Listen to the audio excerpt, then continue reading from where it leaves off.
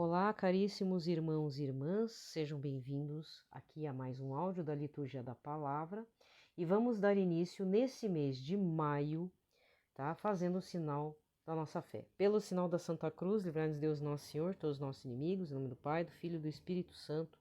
Amém.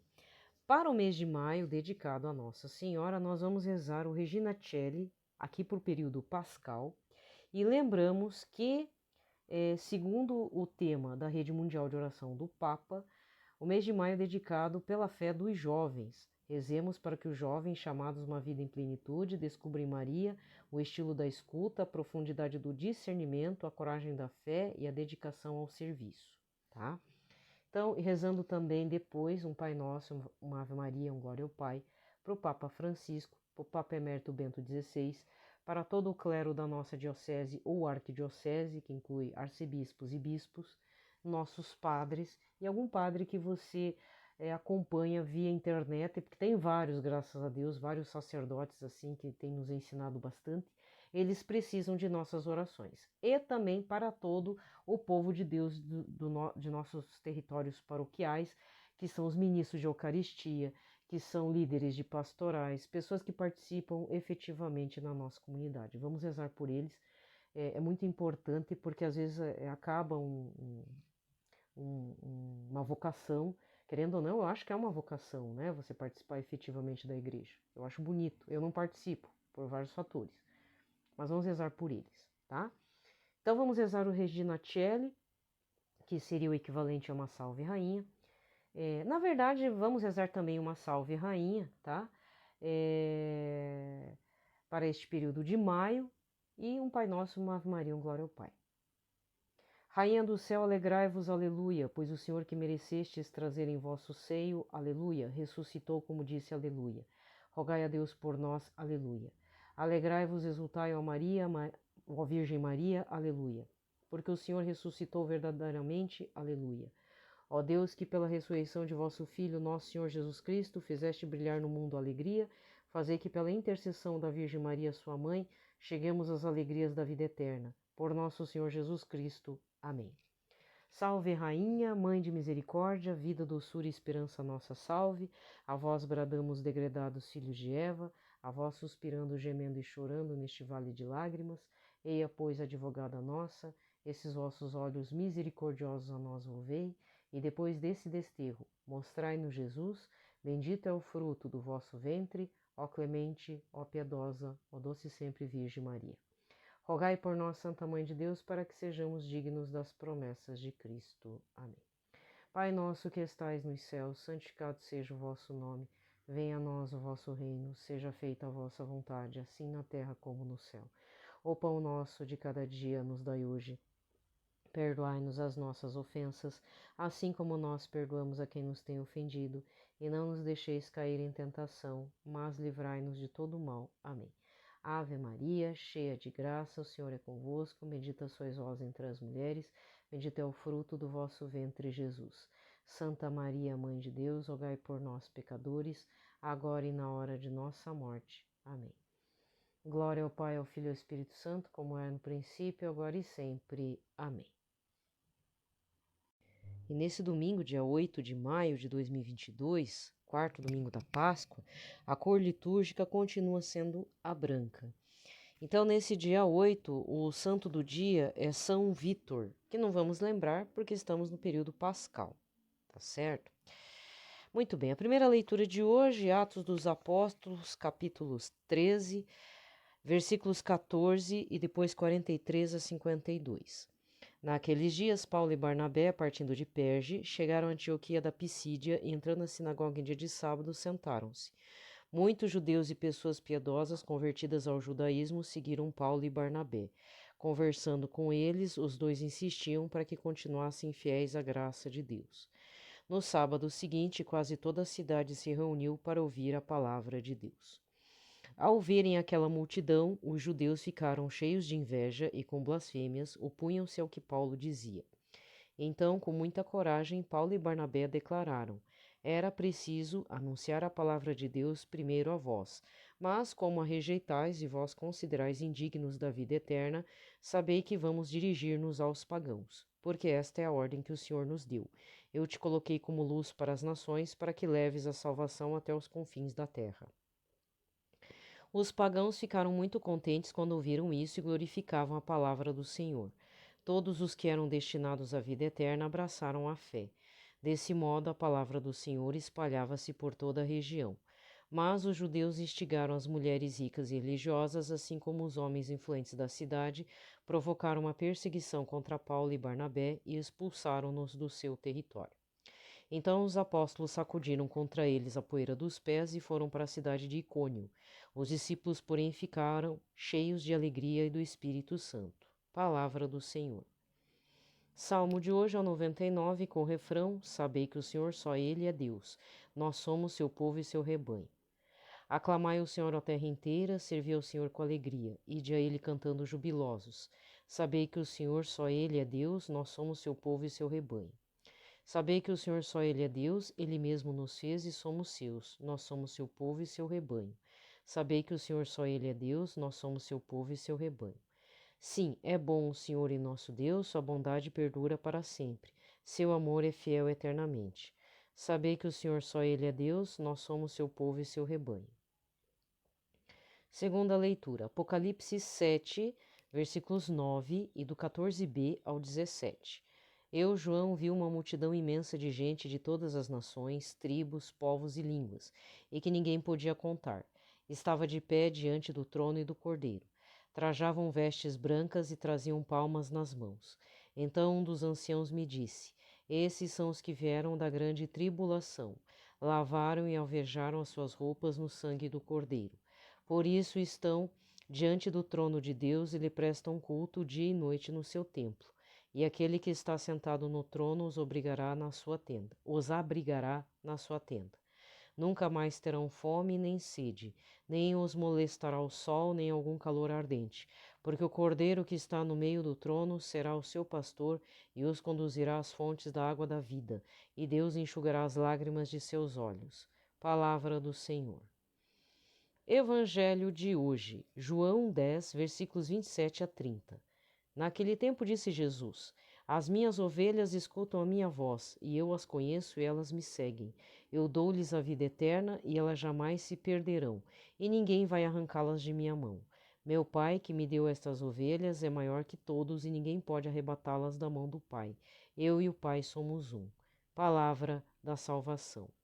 Aqui termina a liturgia da palavra e vamos recordar o Evangelho do terceiro domingo da Páscoa, dia 1º de maio, foi João 21, versículos de 1 a 19, em que Jesus salva a vocação de Pedro e o faz bispo de Roma, ou faz o primeiro papa da história.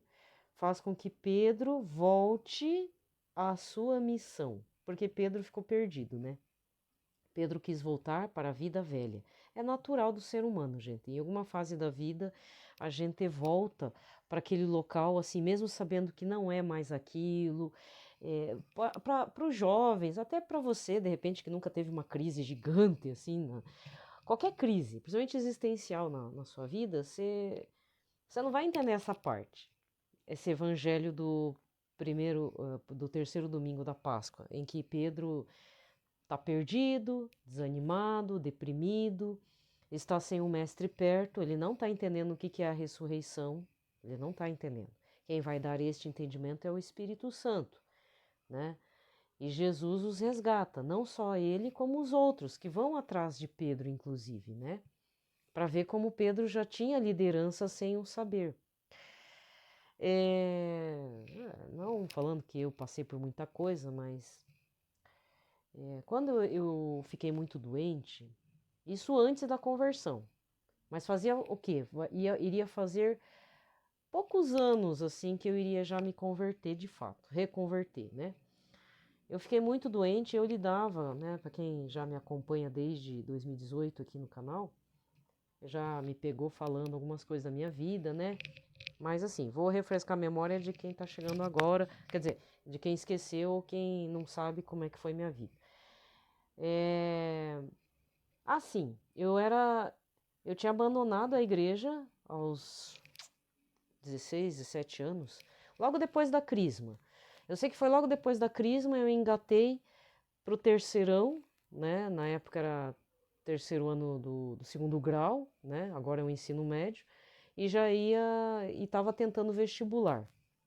E eu queria passar na federal, era uma exigência aqui da casa. Foi até bom, né? Porque aí forçou mesmo.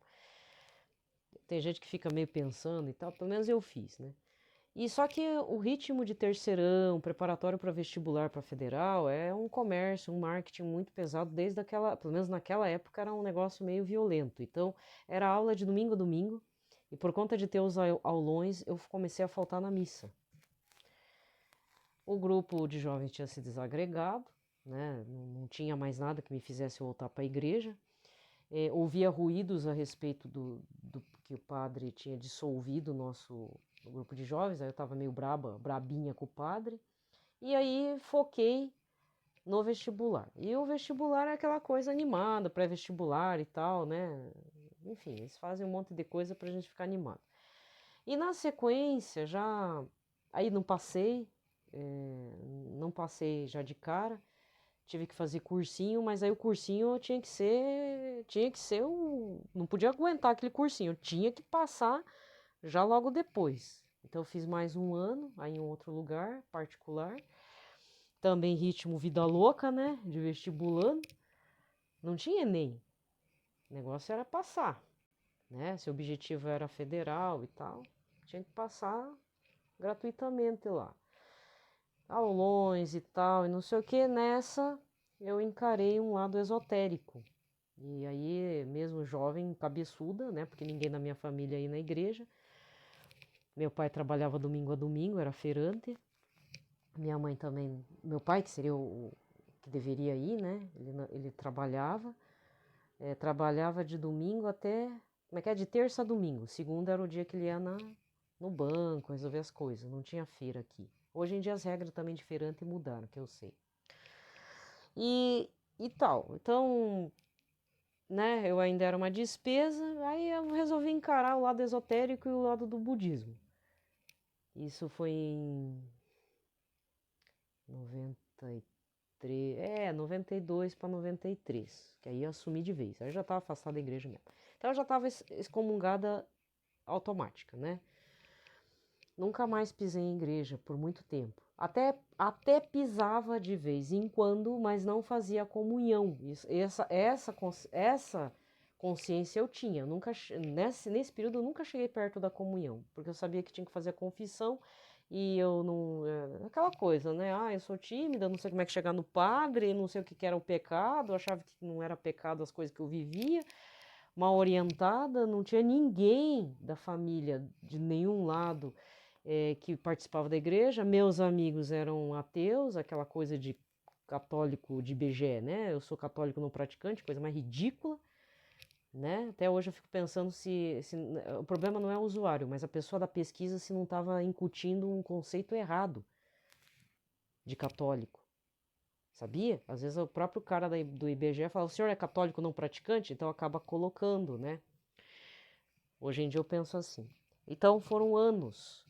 E aí eu fui adentrando, me afundando nessas coisas, indo num grupo aqui, num grupo ali, e faz amizade aqui, papapá, papapá. Eu sei que nos anos 2000 o negócio, eu trabalhava em livraria, piorou, porque eu tinha acesso a um monte de livro esotérico, né? Tinha livro católico, mas você acha que me chamava atenção? Não, só me chamou atenção na época da faculdade, que às vezes de vez em quando eu trago essas referências, porque foi um momento muito importante, né? Porque entre 96 e 97 vieram os restos, as relíquias de Santa Teresinha fizeram uma peregrinação aqui no Brasil. E eu cheguei a ver a relíquia, né? Um caixãozinho preto, pequeno. Mas mesmo assim o coração duro, cabeça dura. O que aconteceu? Lá por 2010 a cabeça estourou mesmo, eu fiquei surtada. E aí, até 2013 o negócio tava feio na fita, né? Enfim, tava um monte de coisa ao mesmo tempo, né? Não tinha mais emprego, tinha que cuidar de um pai doente, a mãe também estava ficando doente, tava uma coisa. E aí, nesse período, eu lembro que em 2013 um colega meu chamou para trabalhar, que foi o único registro que eu tenho, Foi uma livraria de psicologia.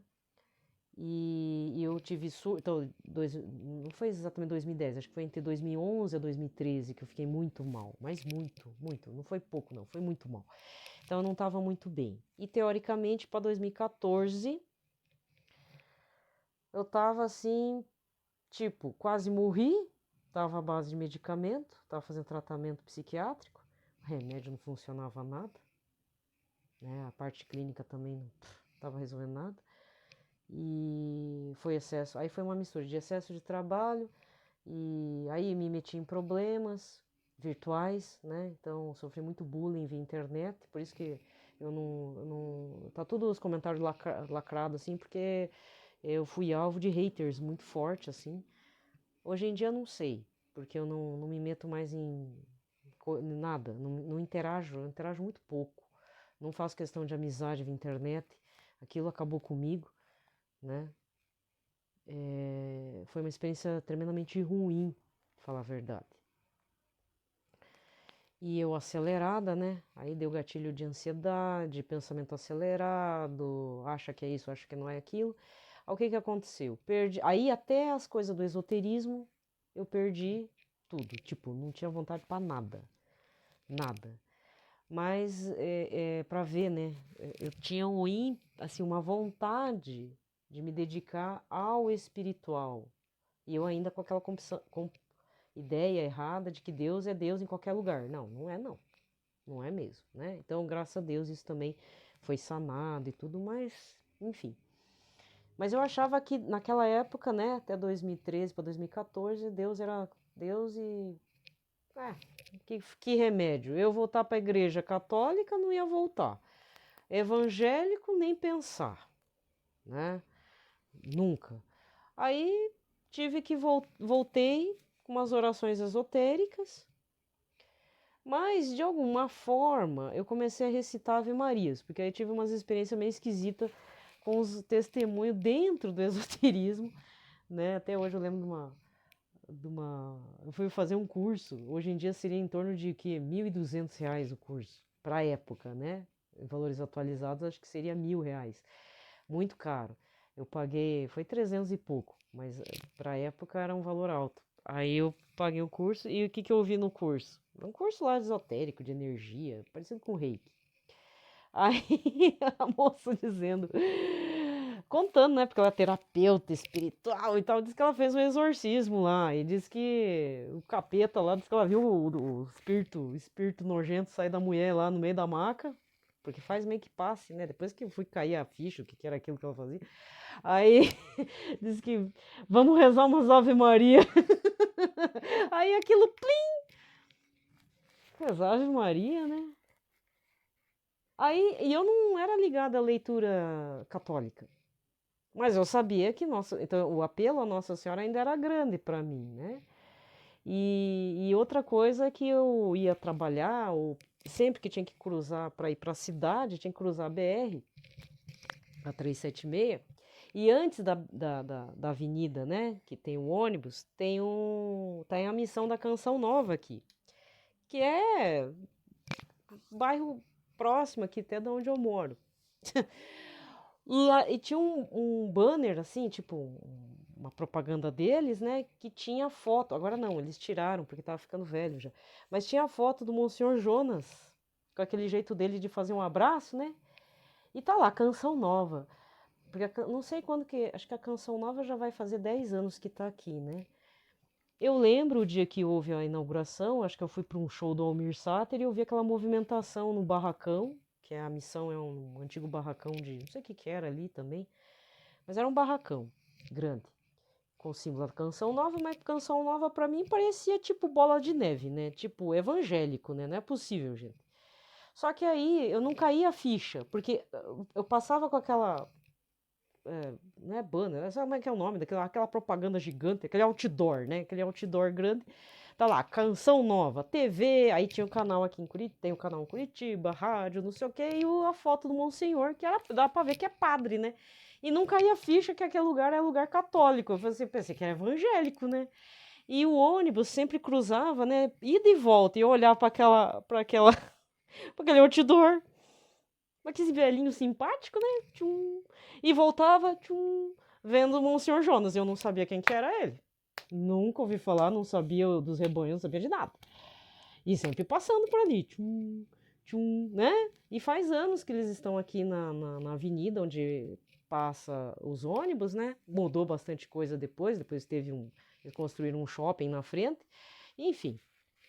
E foi nesse período. Eu vendo o Monsenhor Jonas, mas não sabendo quem que era, não sabia o que era a missão da Canção Nova. E aí aconteceu. Então, aí né, dizer assim, para não ficar muito comprido, por que parece um pouco com Pedro, né? Porque eu fiz uma experiência com o Espírito Santo na época do Crisma, aí por questões de besteira, né? Claro que teve o fator externo o dissolvimento do nosso grupo de jovens, o padre também não entendeu, achou que a gente estava exagerando na coisa, e depois eu descobri que o padre era viciado em bebida, mas aí tá recuperado, tá? Só que ele nunca mais voltou para nossa arquidiocese, ele tá lá no Rio Grande do Sul. E aí perdi o gosto, né? E eu tava envolvida com outros focos, aí quando eu vi eu já tava no meio de umas coisas erradas né? Só que assim, nessa fase que eu tava com a cabeça tudo virado no caqui, fazia as orações esotéricas, mas já estava dando indicação. Acho que era hora de voltar, né? E aí aconteceu aquilo, né? Tipo, um colega meu ficou com câncer de pulmão.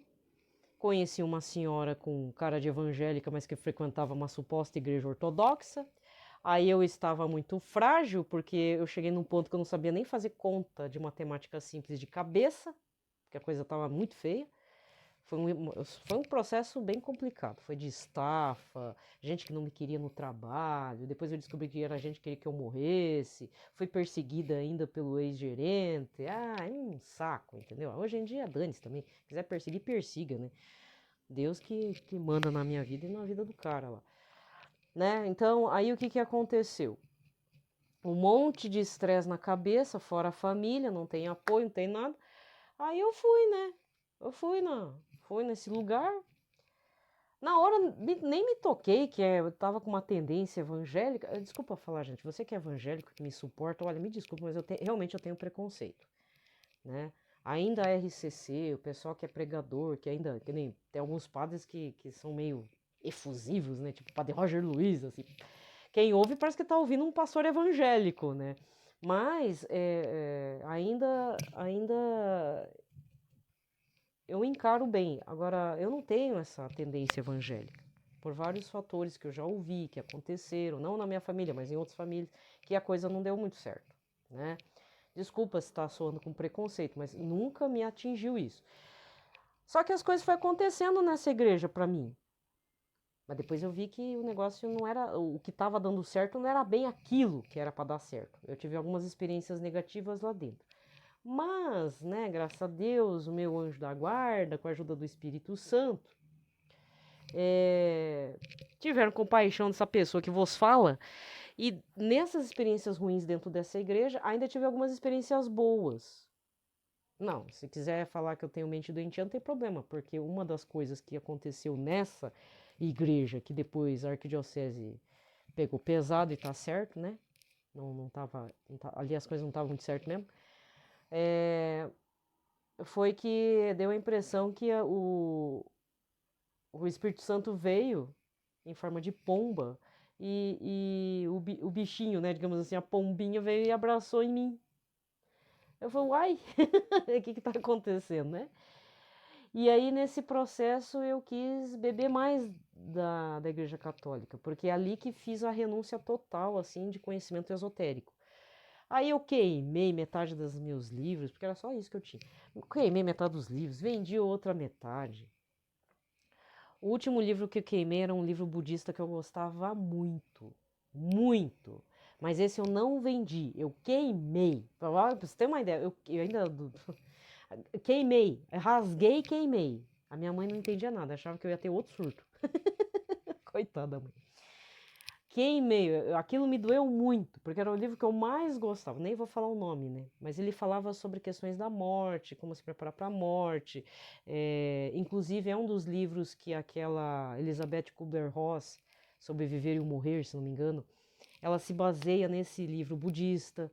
São técnicas budistas, né? De fazer a preparação de quem está com, por exemplo, câncer terminal ou está com AIDS terminal, que fazia o encaminhamento, assim. Então, são aquelas fases, né, que a Kubler-Ross fala. Primeiro você nega, depois você aceita, depois você barganha, depois, sabe? Tem umas fases lá. Aquilo é um pouco... aquilo é um conhecimento budista, porque os budistas se preparam para a morte. Toda hora é uma hora de morte para eles, né? E é a hora da tal da reencarnação e tal. Queimei o livro, né? E aí comecei a beber tudo que era de igreja católica. Então eu fazia muitas compras na Canção Nova. Porque por que essa aproximação da Canção Nova? Porque nessa igreja que não era igreja, tocava muita música da Canção Nova. Muita, muita. E a gente cantava. Então eu fiz uma experiência com as músicas da Canção Nova. Dessa fase mesmo, entre 2012, músicas de 2012 para 2014 e tal. Então, hoje em dia não, até eu não conheço mais as músicas mais recentes, mas muitos cantores ali, pregadores da Canção Nova eu conheci por conta disso. E aí eu comecei a ir atrás. E nessas andanças achei o site do Padre Paulo Ricardo. Então eu tô fazendo todo um itinerário de TBT bem grande, assim, né? Apesar que não é época de TBT, mas... Aí eu entrei no site, então eu agradeço muito pelo site do Padre Paulo Ricardo, porque lá tinha consagração a Nossa Senhora. E em 2014 eu fiz a consagração ainda naquela igreja. Eu não posso falar porque senão o cara me processa, né? A igreja que não é igreja, lá do cara lá. Que depois falaram que não é padre também. Ainda por cima isso, né? Ai, meu Deus. Aí eu fiz a consagração. Por isso que até hoje essa consagração a Nossa Senhora pelo método Montfort, eu falo até hoje. Porque foi realmente o que me tirou, né? Dessa vida louca, né? É difícil. Toda vez eu falo, ó, gente, tô fazendo lá a consagração, a reconsagração pelo Tratado da Verdadeira Devoção à Santíssima Virgem. Pra mim, mexe muito. E ultimamente tem mexido muito, assim, eu tenho ficado muito abalada comigo mesmo. Então agora eu não faço várias vezes, eu faço uma vez por ano ainda, tipo, ai, não me bata, né? Porque a pedrada é grande, né? Não que Nossa Senhora vai dar pedrada, mas é que eu descubro a realidade de mim mesma. Para mim tem sido assim. Acho que talvez por conta disso, muitos consagrados pelo método Monfort não dão continuidade, porque o negócio é punk. Desculpa falar, mas é punk. Então tem que ter muita coragem para você fazer, né? Mas foi em 2014 a primeira consagração à Nossa Senhora, ainda não na Igreja Católica. Aquilo foi muito importante porque, infelizmente, eu tinha feito consagrações erradas para outras entidades. Ai, meu Deus. O ouvido do padre estava que não aguentava mais, né? Eu tinha um padre confessor, mas depois ele foi embora, não sei onde que ele foi. Deus abençoe o padre Joãozinho, né? Onde estiver aí, né? Talvez tenha voltado para a cidade dele lá. Mas nunca deixei de fazer, tá? Nunca deixei de fazer, mesmo que houve percalços, né? Tipo, aquele padre não dá e tal, não tem problema. De qualquer forma, de lá para cá, de tanto que eu falei do Tratado da Verdadeira Devoção à Santíssima Virgem, eu vejo muita gente fazendo. Tem gente que exagera, fica uma coisa meio, como é que diz? Uma coisa meio de seita, né? Mas não é para também exagerar na fita, mas por outro lado, santidade é um pouco exagerado mesmo, esse caminho de santidade. Mas eu quis dizer, assim, não estou me comparando a Pedro, mas eu entendo o evangelho de hoje, porque quando eu fiquei perdida, eu acabei voltando no que eu conhecia. O que eu conhecia? Era o esoterismo ainda. Hoje eu não voltaria nunca mais, porque eu já renunciei, foi um processo doloroso. No meio, assim, logo depois da reconversão, ainda tive um papo com Jesus diante do Santíssimo, dizendo: Mas Senhor Jesus, isso e aquilo. Por quê? Porque incrustou no meu inconsciente essa questão da reencarnação. Inclusive, uma amiga minha havia falado para mim: Maria Helena, não acredita nessas coisas. Você não vai reencarnar, a vida é só essa aqui que a gente tem. em parte é um papo do cristão, mas outra em parte parece papo de ser mundano também, né? E eu não queria aceitar. Mas por outro lado, errada ela não estava, né?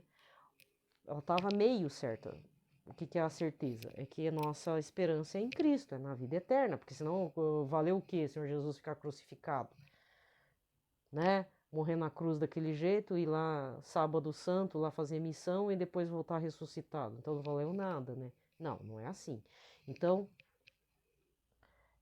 esse processo, até entender a ressurreição dos mortos, como diz o creio, eu tive que passar por uma experiência de perda familiar para poder entender, que também aí foi um processo também que eu tive, né? Deus teve misericórdia, graça, eu tive a graça também de remodelar a compreensão dos mistérios da tradição católica, dos mistérios que Jesus nos fala nos evangelhos, e eu tô aqui enchendo abobrinha no seu ouvido, né? Muitas vezes eu fico pensando, não é que não seja minha obrigação falar.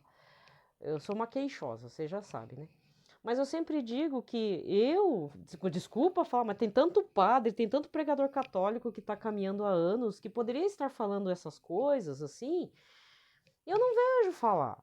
Aí tem que vir a Maria Helena, que não está totalmente descreditada aí na sociedade, né?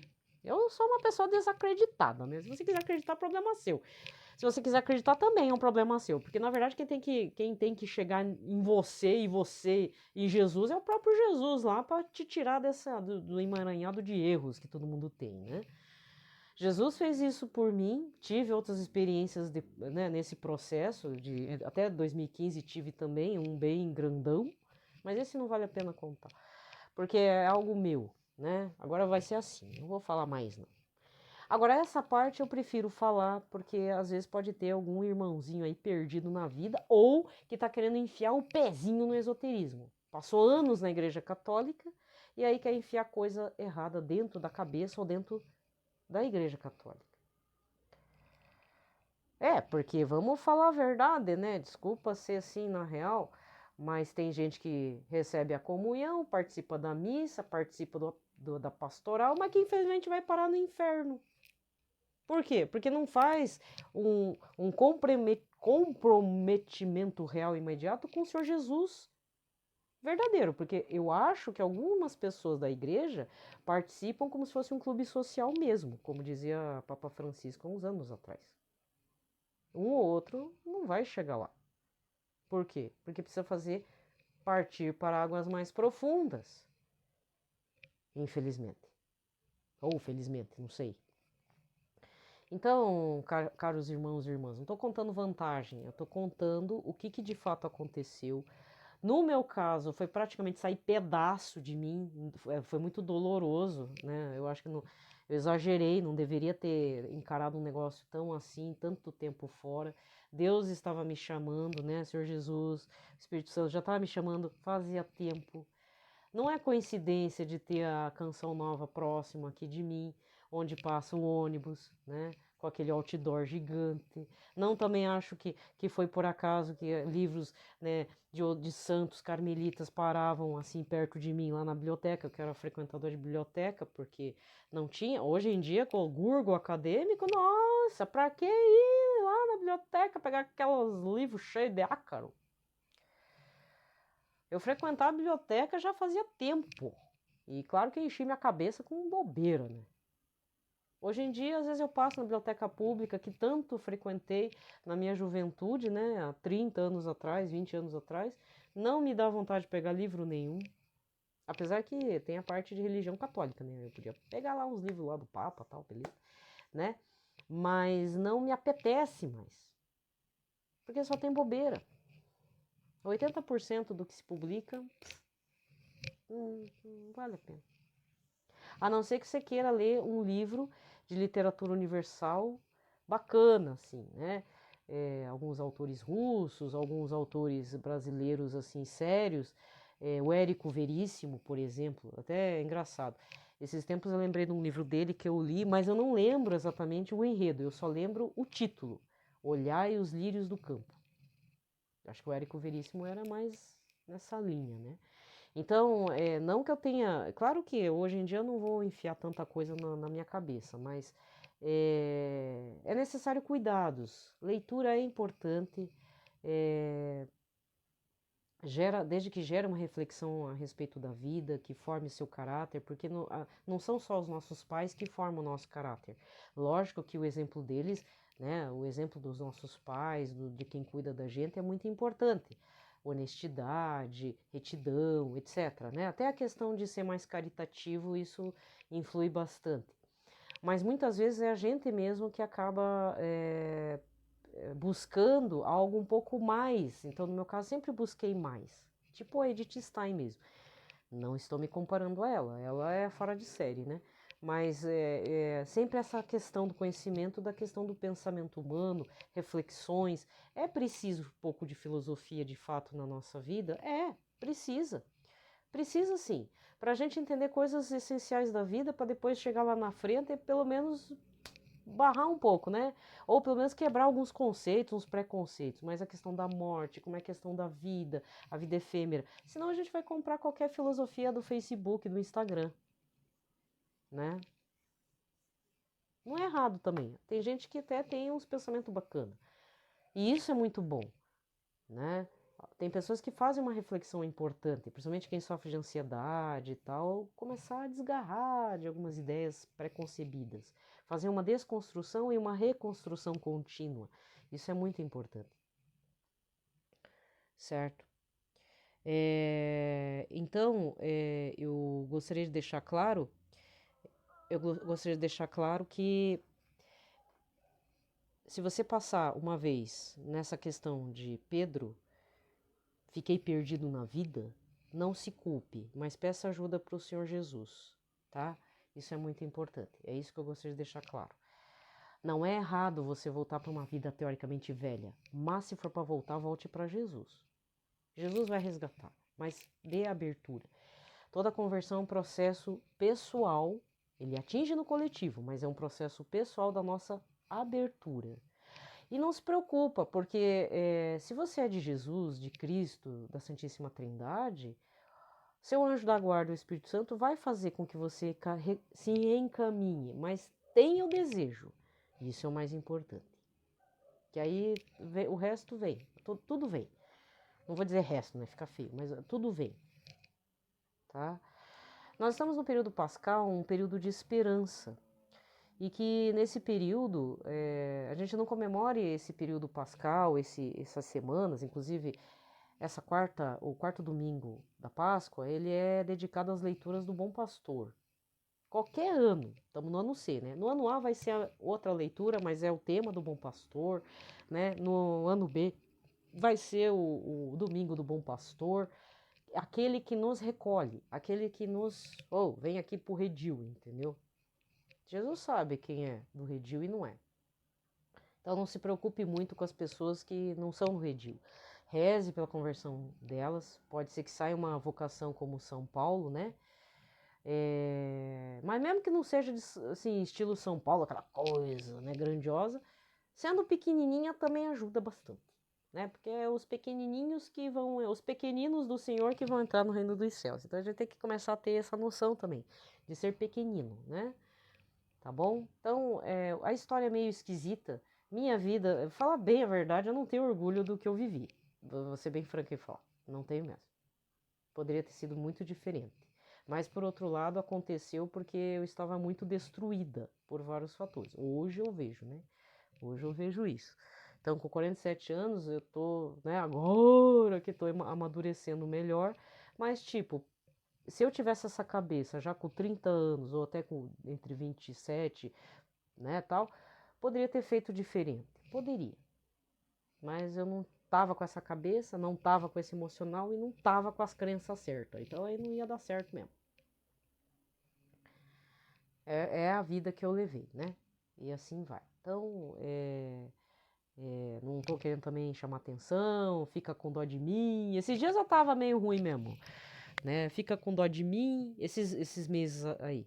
Mas graças a Deus, né? Com a ajuda das orações de alguém, de vocês, então eu agradeço muito que que o Senhor Jesus conceda uma conversão menos dolorosa, né, que a minha, né? Mas todo o processo de conversão exige renúncia, desconstrução e reconstrução, caminhada em Cristo, que não é muito fácil, né? E às vezes os péssimos testemunhos que a gente dá por aí. Enfim, um ótimo domingo, uma ótima semana para todos, essa quarta semana da Páscoa do Bom Pastor, né? Que a gente siga o pastor certo, isso que é o mais importante, tá? Então, desculpa aí se meu relato choca um pouco, ou se eu estou sendo muito repetitiva, né? Porque eu sempre repito essas coisas, mas quando, como diz, né? Quando Deus quer para ele, né? Tudo converge para ele mesmo, né? Então, que Deus nos abençoe e nos proteja, né? Todos nós.